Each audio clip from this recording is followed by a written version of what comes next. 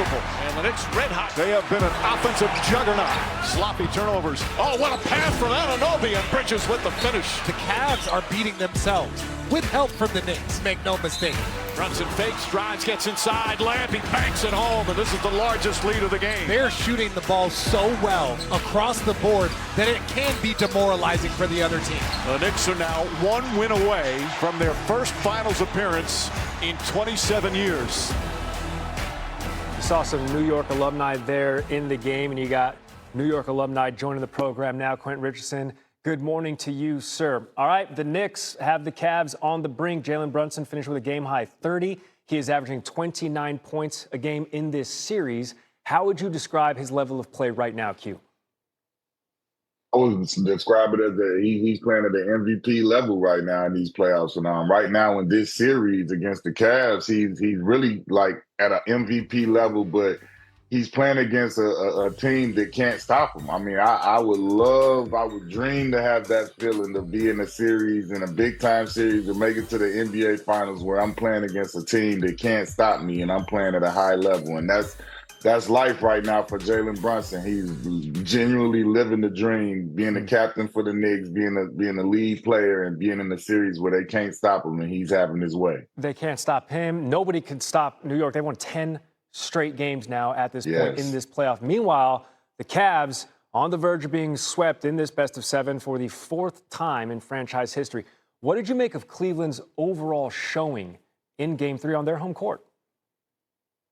They lack the sense of urgency for the scenario. For them to be down 0-2 on their home court with a chance to try and get back into the series, they didn't have the energy and the effort that I needed to see from them. You needed to see all out effort, like playing with like nothing else matters. Like this was a game 4, like it was a shutout game for them, and they didn't deliver on the energy side of it. I can accept, guys not shooting the ball well, guys not playing their best, but the energy level should have been chaotic. It should have been an all-out sense of urgency to try and, get back into this thing, and it wasn't there. You and their head coach, Kenny Atkinson, agree. He said post-game, we couldn't match their physicality, and we didn't match their energy. So that leads to this question.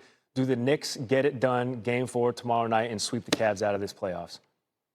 I believe so, yeah. I don't have a broom right here with me. It's in the pantry, in the laundry room, in the pantry somewhere. But if I had a broom, I would have it out right now. I do believe the Knicks will sweep them and make it to the NBA Finals, and the Knicks fans will go into instant pandemonium. Well-deserved pandemonium. We'll set up a day with either the Thunder or the Spurs in the NBA Finals, a place the New York Knicks haven't been since 1999. Game 4, we'll find out. Monday night, Orange and blue skies. On ESPN. Q said it. Much appreciated, sir. We'll see you soon. I wish more than anything that we could take the camera from upstairs and record the conversations we had as we watched this game in Montreal studio. I've rarely had more fun watching any game with anyone. It was a blast. I want to try to give people the good stuff and narrow it down. The Knicks deserve credit.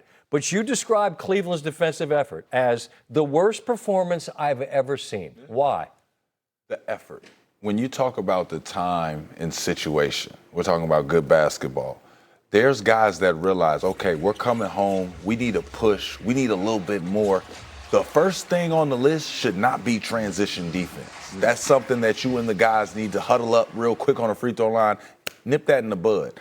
Transition defense. 1-2 dribbles and then a blow-by straight line drive to the basket. These are all effort things. These are things that we look at as players and say, hey, do y'all know that y'all are facing elimination? Your whole season can go in the trash after this. Mm-hmm. And when I'm watching it, I don't see the faces of guys that feel like our backs are against the wall. I feel like it looked a little cool out there. New York does shoot 56% in part because, to your eyes, you don't see enough pushback from Cleveland. Yeah. But the credit that New York is earning by virtue of stacking win after win on the road, not just wins, but double-digit wins, Amon, in a time of year when those are tough to come by.